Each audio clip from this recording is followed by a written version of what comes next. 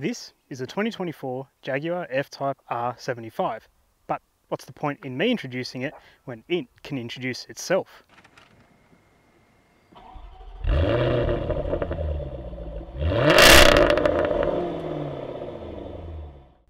To look at, the F-TYPE R75 is a thing of beauty.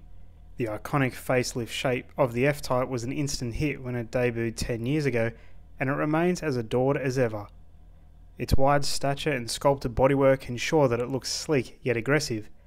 And, of course, having a clamshell bonnet is a pretty cool touch. Dropping down into the cabin of the F-Type R75, and it's immediately clear just how classy of a cabin this is. Either every surface is lovely upholstery or just really nice material. As an example, we have this beautifully leather-wrapped steering wheel in front of us, albeit rather large, but adds to the GT theme of the F-Type. Behind it, we have these shift paddles which feel really nice to use. They're still plastic, but nice plastic, so they feel quite good in your hands. The rest of the controls are all really easy to reach, so this is a very driver-centric car. What I mean by that is everything basically in this car is this side. So we have our climate control, we have our noisy exhaust button, which of course you're going to hit every single time you get in the car. We have our gearbox here, we have our dynamic driving mode or rain mode, whichever one you want to use at the time, and then the volume knob for the infotainment, and really that's about it as far as controls go.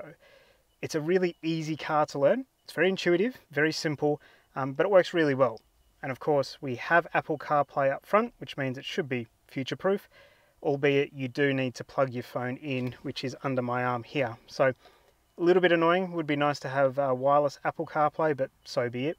These seats are fantastically comfortable. I do love the Jaguar emblem that we have in the headrest, and of course the Jaguar lettering across the vent.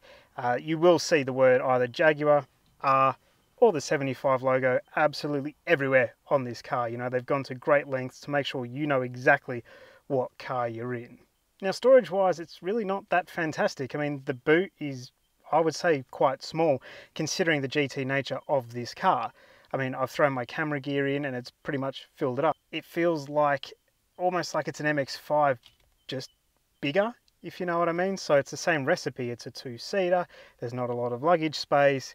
It's a very selfish car, so it's all about the driver. Just a little bit bigger in every single regard. All right, so now it's time to go for a drive in the F-Type R75. And because it would be rude not to, I'm about to roll on to 100k an hour road. This does 0 to 100 in 3.7 seconds. So we should probably see what that's like. Now, before I do, I should say that I don't get to drive supercars every day or anything like that. So I may end up making some noises that are cringy at best and gonna get me struck off YouTube at worst.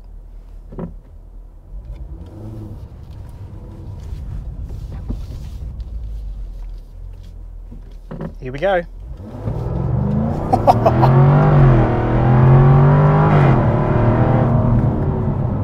That is proper naughty. That's ridiculous. Okay, so that's impressive and fun. And that brings up numbers that are going to get you in trouble very quickly. Right, so let's just calm things down and have a bit of a chat about this car. So we have 423 kilowatts of power on tap, which is around 560 horsepower, I think. And we have 700 Newton meters of torque. We've got all-wheel drive, so really none of that power or torque is wasted. It just sends you forward in a way that is extremely fun. It's also effortless. So you're just driving along, and because there's that much torque everywhere, it's just such a good cruiser. But then, of course, moments like that just then, it can be a hell of a lot of fun as well. I mean, that is exhilarating. It's just a shame that I don't have access to a track to be able to enjoy it even more. Land Rover, help us out. Suspension-wise, I think it's fantastic. Unless you find yourself on a road that is really out of the ordinary, the Jag does a fantastic job of soaking up lumps, bumps and jumps. Overall, it's been extremely comfortable on inner city driving, and then on highways, on these B roads where they're not the best, it does a great job of ironing as much out as it can. Now, one of the elephants in the room is the size of this car. I mean, this thing is wide. My camera is well out of reach, and this is just a two-seater. Here in Australia, it takes up a fair chunk of the road. So my first drive home with the car was a little bit nerve-wracking, to say the least, because along the highway I was taking up the entire lane, which isn't great when people are ogling the car and wanting to check it out, and inevitably you're drifting into your lane. I'm sure it's something that you get used to over time, like anything, but at the moment it just feels really large. I'm very much aware of the size of the F-Type. Now, what I'm happy to say is that its weight seems to disappear quite well, until you start to push it a little bit harder than you probably should. Normal driving or spirited driving, it does a great job of hiding its mass. I mean, it's not far off 2 tons, so she's a big girl, but she knows how to dance. It's yet another hot as hell day here in Australia, and one of the options that I'm glad this car has is the ventilated front seats. They are a game changer. I think they're around $1,000 or $2,000 cost option, but if you're buying something like this, I mean, you're already above 300,000. Yeah, you heard that right. You're above 300,000, so you might as well tick it and just waft along in absolute comfort. As far as visibility goes, it's actually not too bad. The car is very wide, so knowing where that front corner is challenging. But once you're up and moving, even though the rear aperture is quite small, it's quite usable. We do have a bit of a blind spot, I think, coming from an MX-5 RF, because that's exactly where my blind spot is. I've just gotten used to it, so I can drive around it, no problem. If it is something that you're a little bit worried about, we do have blind spot monitoring, we have lane departure warning, we have all the fruit to make sure that you can be safe and sound on the road. We have a reversing camera as well, which isn't too bad. It's not very high res, but that seems to be the go these days. It does a good enough job. Now I want to talk about this gearbox, because whilst I'm a manual snob, I have to say this does a great job. When you want to pull down a gear, it listens, and then as you'll hear, on upshifts, it is an absolute riot. I mean, I love the bark as it changes up gear. Granted, I understand that generations previous to this of the F-Type are louder, more snarly, more angry. Emissions have kind of forced Jaguar's hand to calm things down a touch, which is a little bit of a shame, but then again, I remember hearing journos saying that it was a little bit too much sometimes, so perhaps Jag have struck a beautiful middle ground. It also means that I think if you were to buy this car, you're probably going to take it to the exhaust shop and make it nice and loud, so it does bark and snarl all the time. I mean, it is just a glorious sound.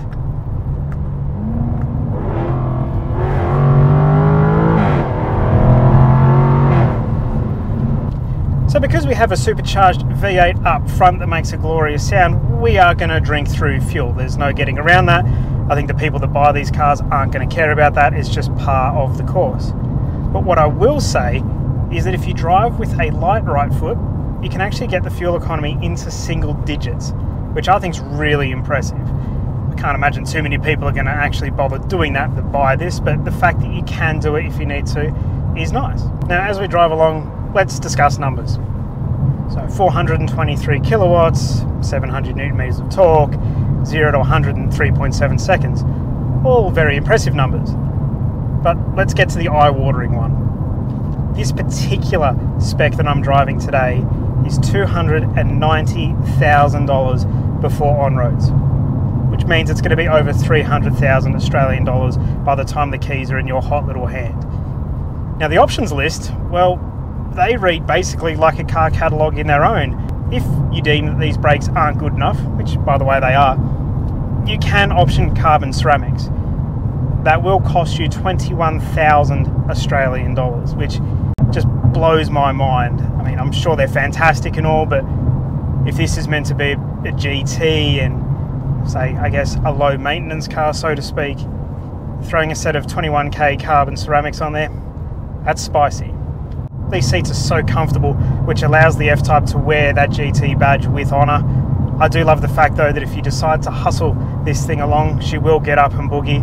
Certainly no slouch, and whilst it's probably not a 10/10th car, certainly once you get 8, maybe 9, 8/10th, let's be honest, it's so rewarding.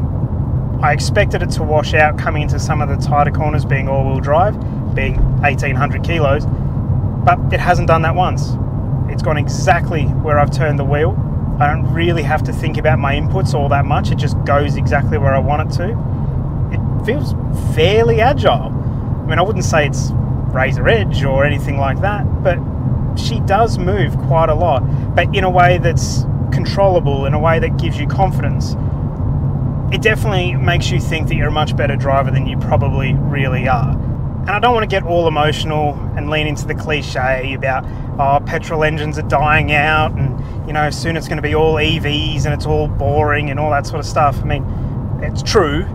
In only a couple of years, Jag is going to be an EV only producer, but I have to say that the lads and lasses at Birmingham, they have done a fantastic job of giving the F-Type the send-off it deserved.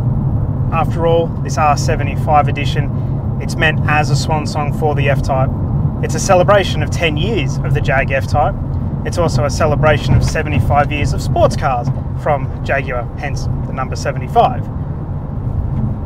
And whilst us Aussies do enjoy taking the piss out of the Brits more often than not, I think we all have to acknowledge the fact that on this one, they've got it right.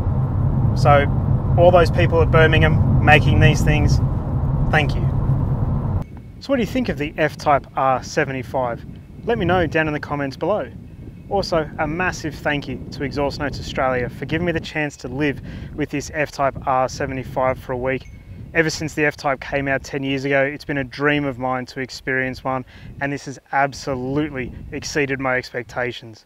So make sure you head over to Exhaust Notes Australia's website, see my written review, and see plenty of other awesome reviews as well. Thank you so much for watching. I hope you enjoyed. If you did, please give it a thumbs up, consider subscribing, and I will see you in the next one.